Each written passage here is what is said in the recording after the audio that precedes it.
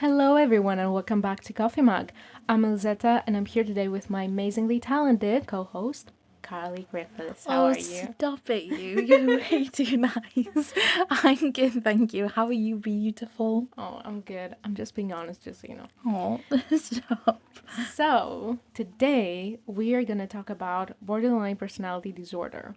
You must know it by now, our wonderful disclaimer. We are not medical professionals, and the knowledge that we are sharing is based on experience and research. The purpose of our podcast is to purely educate others and ourselves.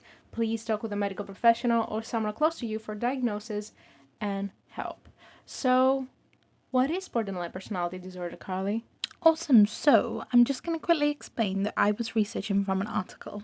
So, in an article by Hattie Gadwell of Healthline, which was actually medically reviewed by Dr. Timothy Legg, it explains how BPD, or borderline personality disorder, sometimes known as emotionally unstable personality disorder, is a personality disorder which affects you and how you feel about yourself and others.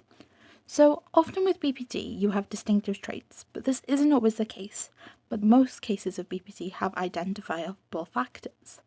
So, these start with a fear of abandonment, which can occur in all relationships, not just intimate. So, that could include partners, friendship, or even pets. The idea that you just don't want them to go away, that they're yours and they're staying. A feeling that you're going through life with third-degree emotional burns and everything is too painful and too hot to touch.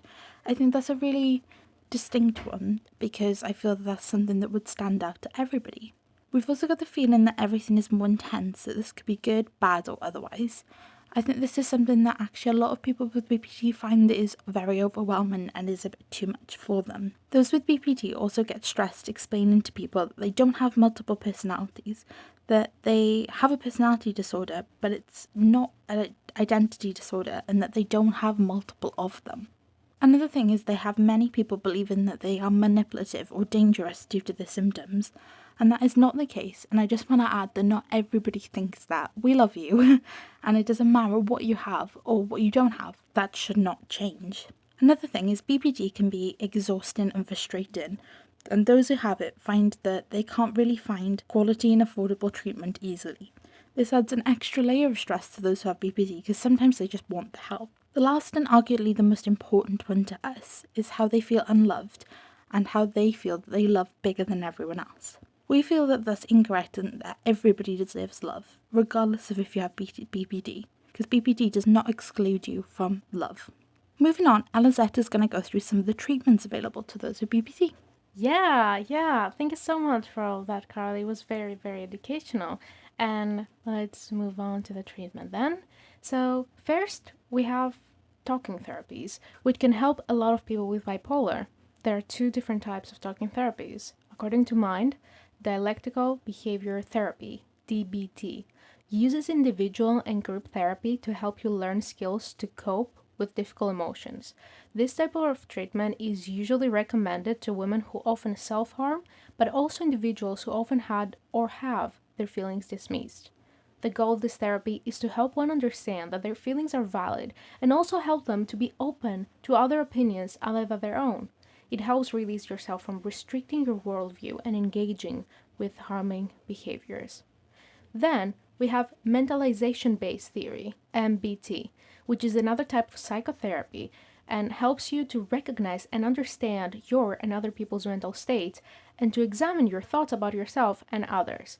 According to the NHS, MBT is based on the concept that people with BPD have a poor capacity to mentalize.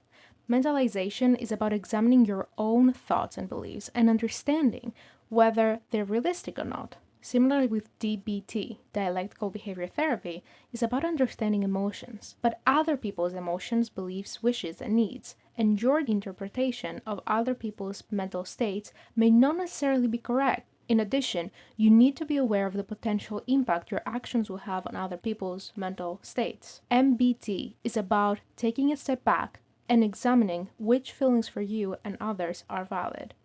The National Institute for Health and Care Excellence, NICE, also recommends cognitive behavioral therapy, CBT, which explores how your emotions and feelings are affected by your thoughts and beliefs. Cognitive analytic therapy, CAT, which is sort of like what I just mentioned, CBT, but it focuses mostly on the relationship between the therapist and the patient. So it is all about understanding relationships and people. You can also join therapeutic communities, which, as you can understand, is about working in a group and each member helping the other to recover. According to the NHS, as well as taking part in individual and group therapy, you would be expected to do other activities designed to improve your social skills and self confidence, such as household chores, meal preparation, games, sport, and other recreational activities, regular community meetings where people discuss any issues that have arisen in the community. We have art therapies also, which is another treatment for borderline personality disorder. You can do art therapy, dance movement therapy, drama therapy, and music therapy. This type of therapy aims to help people express their emotions and thoughts without necessarily using words.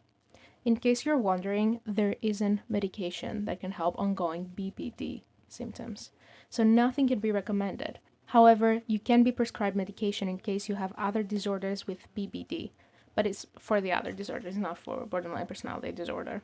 Yeah, and these are the recommended treatments by Mind and NHS.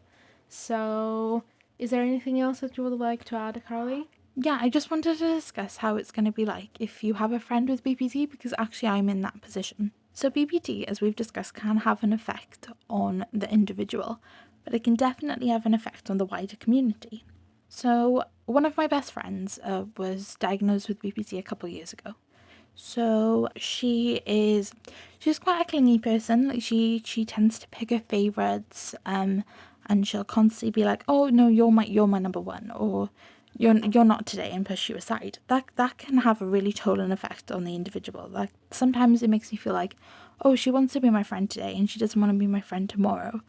But I think at the end of the day, when I think about her, I just think she has so much love in her. She just feels like she needs to sort of spread it around equally. And I feel that at the same time, that is lovely.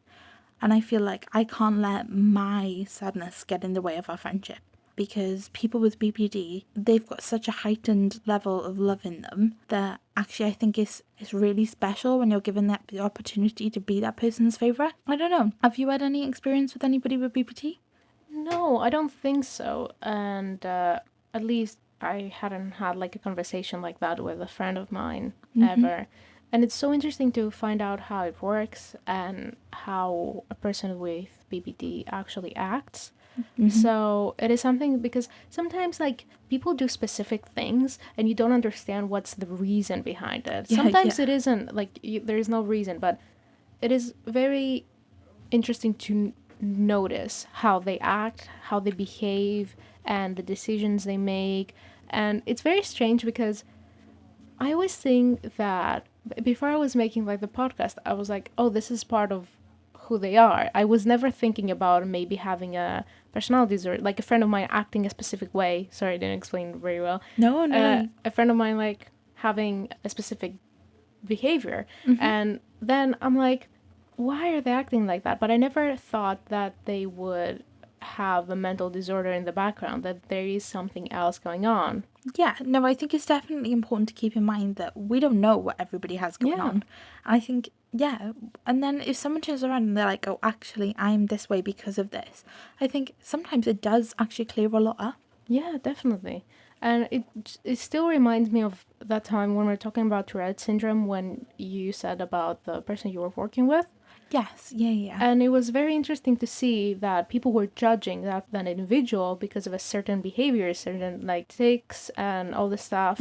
But in reality, there's so much more behind it. Yeah, definitely. But also, can I just add that I really don't think people should have to explain themselves to everyone. Yeah, I definitely. really don't think, I think if it's going to make them feel better, then go ahead and do it. If it's not and it's going to make them feel more stressed and more targeted, don't do it. People need to be more understanding. People need to be more open to the idea that oh maybe there's more going on behind the scenes. You shouldn't take anybody at face value. Yeah, I agree with you. And I think that doing this series and explaining all the different disorders and mental states that exist, it can really help us burden our minds and give a meaning to what we experience.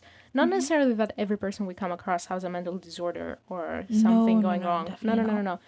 Absolutely not. It's just like sometimes there are things that may be undiagnosed or maybe that, I don't know, it really helps me personally because I can see a certain pattern of behavior and I'm Yeah. like, okay, it might be something else and it's not like their personality or who they are as a person because sometimes I don't know, I don't want to, No, I I don't want to completely agree. sound I just mean. feel like sometimes you meet someone and you're like, oh, I can't say, oh, I don't like this person because it's all about them.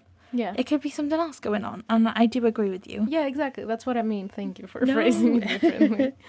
But yeah, and hopefully we'll learn more about disorders and all the stuff the next few weeks coming up. Yeah, definitely. I think we are excited to share with you a couple more episodes.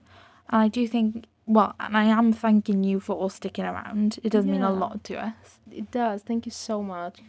And yeah, we have to say that our show is probably coming to an end soon. It is. I think is going to only be a couple more episodes of Coffee Mag, especially the way we're doing it right now. Yeah, or maybe we can devote our last few episodes to talk about our goals and dreams and about what we want in the future, maybe.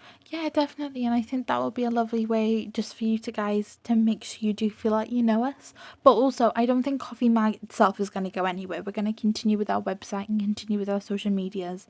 So if you do need us at any point, please still reach out. We're Yeah, not disappearing. obviously, yeah. I'm excited for, The future. yeah, Whatever basically, the yeah. future holds. Awesome. Right, we're going to let you guys go now because we've been annoying you for long enough. But we love the fact that you're here with us. We love that you're listening and we can't thank you enough. Have a great week, guys, and we can't wait to speak soon.